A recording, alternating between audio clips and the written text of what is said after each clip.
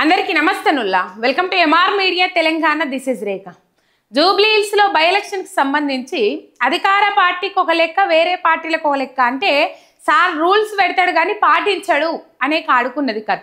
దాదాపు మనం పొద్దుకి చూసినాము ఎన్ని జాగాలల్లో పైసలు విచ్చలవిడిగా పంచుతా ఉన్నారోళ్ళ. వీడియోలు వీడియోల రూపంలో బయటకు వస్తూ ఉన్నాయి. సోషల్ మీడియాలో గిర్ర తిరుగుతూ ఉన్నాయి కాంగ్రెస్ పార్టీ నాయకులు పంచుతున్న పైసల వీడియోలు, పైసలు చీరలు. మరి ఈ చీరలు బతుకమ్మ చీరలు అన్నారు. మరి నిన్న కాదు మొన్న పొద్దున్నావులా ఈ ఎవరో మహిళ ఆధ్వర్యంలో ఈ చీరలు పంచుతారు, బతుకమ్మ చీరలు అని చెప్పేసి జూబ్లీ హిల్స్లో ముచ్చటిన పడ్డది. అయితే ఇక్కడ ముచ్చట ఏంటంటే బతుకమ్మ చీరలు బతుకమ్మ పండుగకి ఇయ్యలే, ఇందిరాగాంధీ జయంతి సందర్భంగా ఇస్తామని చెప్పేసి అట్లా ఇట్లా మాట్లాడారు. మహిళా గ్రూపులలో ఉన్నోళ్ళకే ఇస్తామని చెప్పేసి మాట్లాడారు.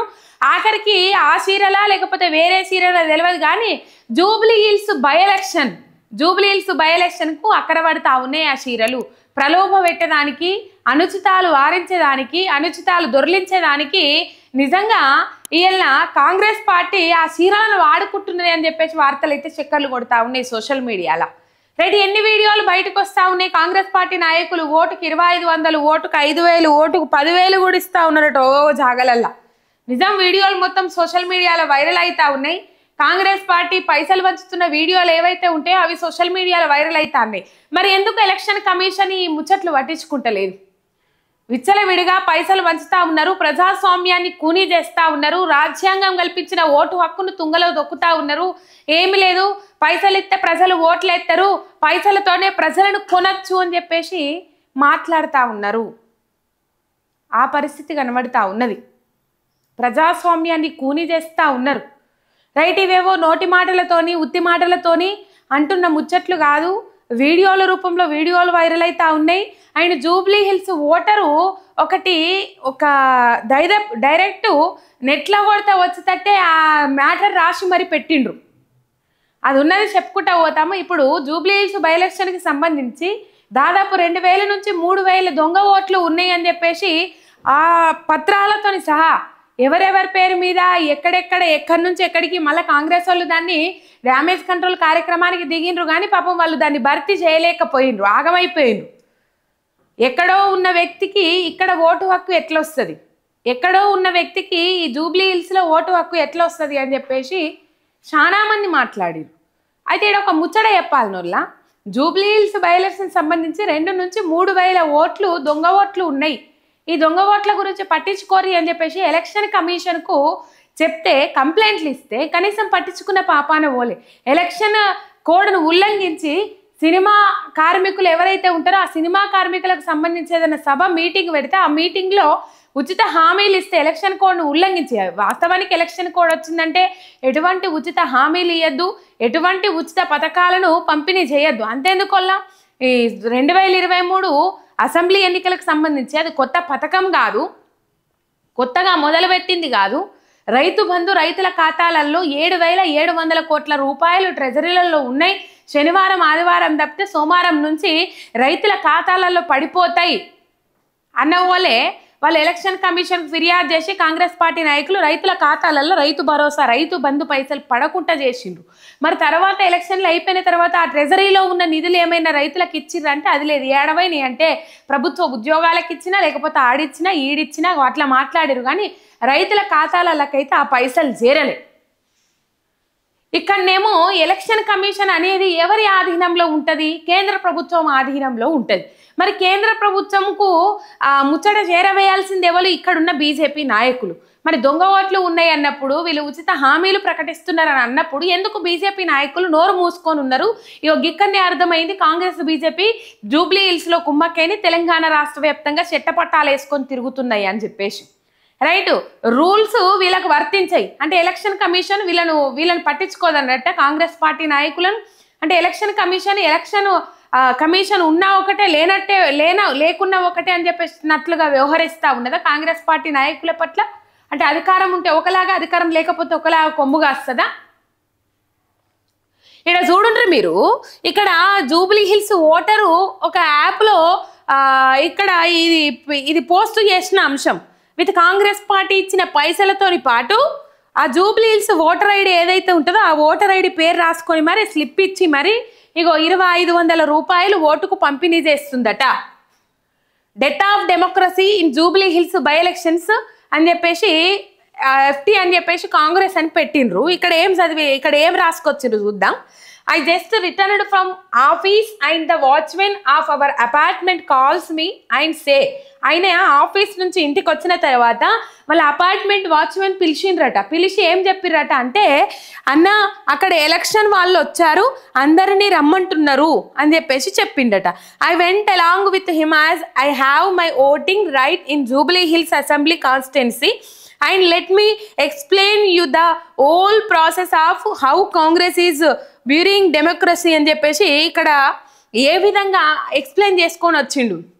డెమోక్రసీని ప్రజాస్వామ్యాన్ని ఏ విధంగా కాంగ్రెస్ పార్టీ తుంగలో దొక్కుతా ఉన్నది, ఏ విధంగా కాంగ్రెస్ పార్టీ ప్రజాస్వామ్యాన్ని మంటలో కలుపుతా ఉన్నది, ఏ విధంగా ఏమనంటే మరి జాతీయ పార్టీ తెల్లారలేస్తే రాహుల్ గాంధీ అక్కడ ఓటు చోరు జరిగింది అని చెప్పేసి మొత్తుకుంటా ఉన్నాడు.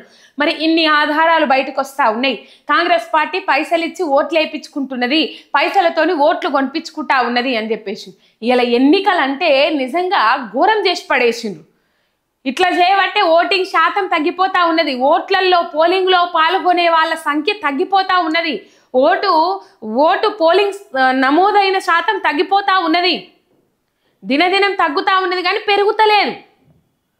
ఇగో ఇట్లాంటి అనుచితాల వల్ల ఇట్లాంటి ద్రవ్యము మద్యము పారిచ్చుడు వల్ల అసలు ఎలక్షన్లు అంటేనే నమ్మిక లేకుండా పోయింది. రాజకీయ నాయకులు ఇట్లా తయారు చేసి పడేస్తూ ఉన్నారు ఓటర్లను. కొన్ని వీడియోలు కూడా వైరల్ అవుతా ఉన్నాయి. ఎవరు ఎక్కువ ఇస్తే వాళ్ళకే ఓటేస్తామని చెప్పేసి మాట్లాడుతూ ఉన్నారు. బహిరంగంగా బాహటంగా మాట్లాడుతూ ఉన్నారు. అంటే ఏ విధంగా తయారు చేసిండ్రు ఓటర్లను అనేది ఇక్కడ అర్థం చేసుకోవచ్చు. ఉచితాలు ఇస్తేనే ఇలా ఓటు పడుతుంది, లేకపోతే పడది. భారత రాజ్యాంగం ఓటు హక్కు కల్పించింది. 18 సంవత్సరాలు నిండిన ప్రతి పౌరునికి కులం, మతం, ప్రాంతం, వర్ణం, లింగం ఏ భేదం లేకుండా 18 సంవత్సరాలు నిండిన పౌరురాళ్ళందరికీ ఓటు హక్కును కల్పించింది. మిమ్మల్ని ఏలటోళ్ళను మీరే ఎన్నుకోండ్రి అని చెప్పేసి, మీకు ఎవరైతే మంచిగా చేస్తారో వాళ్ళని ఎన్నుకోండ్రి అని చెప్పేసి. కానీ ఇలా ఓటు హక్కును కూని చేసి ఇగో ఇలా చూడుండ్రి. మొత్తము మొన్ననే ఒక వీడియో చేసిన నేను, అడ్డంగా దొరికిన కాంగ్రెస్ అని చెప్పేసి, తలుపు తడుతున్న లక్ష్మీదేవి అని చెప్పేసి 5,000 కాదు 10,000 కూడా వంచుతా ఉన్నారట ఓటుకు. ఒక్క సీటు కోసం ఇంతగానం రాజ్యాంగాన్ని కూని చేయాలనా, ఇంతగానం ప్రజాస్వామ్యాన్ని కూని చేయాలనా? ఆయన మాట్లాడతాడు, ఈ ఒక్క సీటు మాకు ఇడిచిపెట్టచ్చు కదా అని చెప్పేసి. ఆయనకు బీఆర్ఎస్ పార్టీ నుంచి ఒక ముఖ్యమంత్రి అయి ఉండి ఎంతమంది ఎమ్మెల్యేలు ఉన్నారో కూడా తెలియదట. బీఆర్ఎస్ పార్టీ నుంచి 2023 అసెంబ్లీ ఎన్నికలలో ఎంతమంది ఎమ్మెల్యేలు ఉన్నారో తెలియదట. వీళ్ళు ఎంతమంది ఎమ్మెల్యేలు గెలిచి అధికారంలోకి వచ్చిర్రో కూడా తెలియదట. అసలు మ్యాజిక్ ఫిగర్ అంటే కూడా తెలియదా ముఖ్యమంత్రి గారికి? ఇట్లున్నాయి ఉట్టి నోటి మాటలు కాదు. ఒక యువకుడు జూబ్లీ హిల్స్ ఓటరు ఇగో ఈ అంశాన్ని అట్లా రాసుకొని వచ్చిండు. అండ్ ఇంకా కొన్ని ముచ్చట్లు, ఇంకా కొన్ని వీడియోలు చూపెడతా. ఇగో వీళ్ళది కథ. రాత్రి 9:30 దాటిపోయినా కూడా నిన్న వాస్తవానికి లెక్కకైతే 9 తారీఖు నాడు ఈవినింగ్ లోపు వీళ్ళ ప్రచారం ముగియాలి. ఎవరిదైనా చెప్పిన ఎన్నికల కోడ్ ప్రకారము 9 తారీఖు ఈవినింగ్ 5:30 గంటల వరకల్లా అందరి ప్రచారాలు ముగియాలి. కానీ కాంగ్రెస్ పార్టీ నాయకుల ప్రచారం మాత్రం అట్లనే కొనసాగుకుంటూ పోతా ఉన్నది ముంగటికి. ఇగో ఇక్కడ ఎల్ఈడీలు పెట్టి ఇక్కడ ప్రచారం చేస్తూ ఉన్నారు. అండ్ సీతక్క, పొంగిలేటి శ్రీనివాసరెడ్డి వాళ్ళు 4:30, 5:30 దాటినా కూడా ప్రచారం చేసిండ్రు. ఇగో కాంగ్రెస్ ఎంపీ మల్లు రవి కూడా ప్రచారం చేసుకుంటూ పోయిండ్రు. వాళ్ళది అయిపోయినప్పుడు కూడా ప్రచారం చేసుకుంటూ పోయిర్రు. అండ్ ఇంకొకటి ఇక్కడ కొందరు పట్టుబడ్డారు. 11 మంది కాంగ్రెస్ నాయకులను అరెస్ట్ చేసిండ్రు పోలీసులు. ఎందుకు అరెస్ట్ చేసిండ్రు 11 మంది కాంగ్రెస్ నాయకులను అని అంటే, అక్కడ డబ్బులు వంచుతున్నారు, కాంగ్రెస్ నాయకులు డబ్బులు వంచుతున్నారు అని చెప్పేసి పక్కా సమాచారం అందిందంటే పోలీసులకు. ఆ పోలీసులకు పక్కా సమాచారం అందుతోని వాళ్ళు పోయి 11 మందికి అరెస్ట్ చేసిండ్రు. 11 మందిని అరెస్ట్ చేసుకొని పోయిండ్రు. ఇగో ఈ కథ. ఎర్రగడ్డలో కాంగ్రెస్ నాయకులు డబ్బులు పంపిణీ చేస్తున్నారని సమాచారంతో హోటల్ పాలక్పై రైడ్ చేసిన పోలీసులు దాదాపు 11 మందిని అరెస్ట్ చేసుకొని పోయిండ్రు. పోలీసులు 11 మంది కాంగ్రెస్ నాయకులను అరెస్ట్ చేసుకొని పోయిండ్రు. ఇవన్నీ ఎలక్షన్ కమిషన్ కనబడతలేవా? ఎన్నికలు పారదర్శకంగా ఎక్కడ సాగుతాయి? ఎన్నికలు పారదర్శకంగా ఎట్లా ముందడుగు పోతాయి?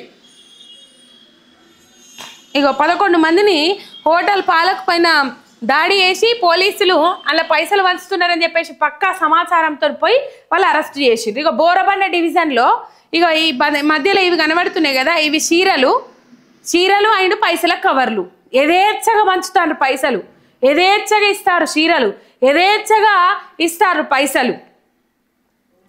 అంటే రూల్స్ కొన్ని పార్టీలకు మాత్రమేనా? అంటే రూల్స్ అనేటివి అందరికీ వర్తించవా? రూల్స్ అసలు వర్తించవా? Rule is rule for all అని అంటారు. చట్టం అందరికీ సమానమే అంటారు. మరి ఎలక్షన్ కమిషన్కి ఇవన్నీ కనబడతలేవా? ఇయ్యల్లా ఆనాడు దొంగ ఓట్లు ఉన్నాయని చెప్తేనే పట్టించుకొని ఎలక్షన్ కమిషన్కి పైసలు వారిస్తే ఇలా పట్టించుకుంటుందా?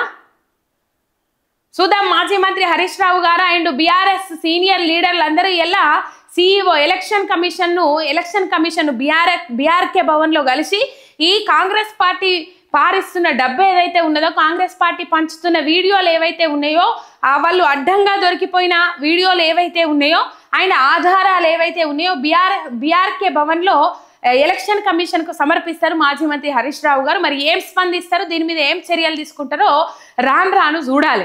మొత్తం మీద ఇంత ఘోరం, ఇంత అధ్వానం, ఇంత విచ్చలవిడిగా పైసలా పంచుడు అయిపోయింది. ఫుల్ ఫ్రస్ట్రేషన్లో ఉన్నారు ముఖ్యమంత్రి రేవంత్ రెడ్డి. ఏం చేయాలని అర్థం కాక ఇప్పటికే పైసలు పంచే కార్యక్రమానికి తెరలేపినరు. ఘోరమైన పైసలు పంచుతా ఉన్నారు జూబ్లీహిల్స్ బై ఎలక్షన్లలో కాంగ్రెస్ పార్టీ నాయకులని వచ్చే వీడియోలను బట్టి అర్థమవుతా ఉన్నది. ఒక సబ్స్క్రైబ్ చేసుకొని సపోర్ట్ చేయండి. మీ ఎంఆర్ మీడియా తెలంగాణ శనార్థి.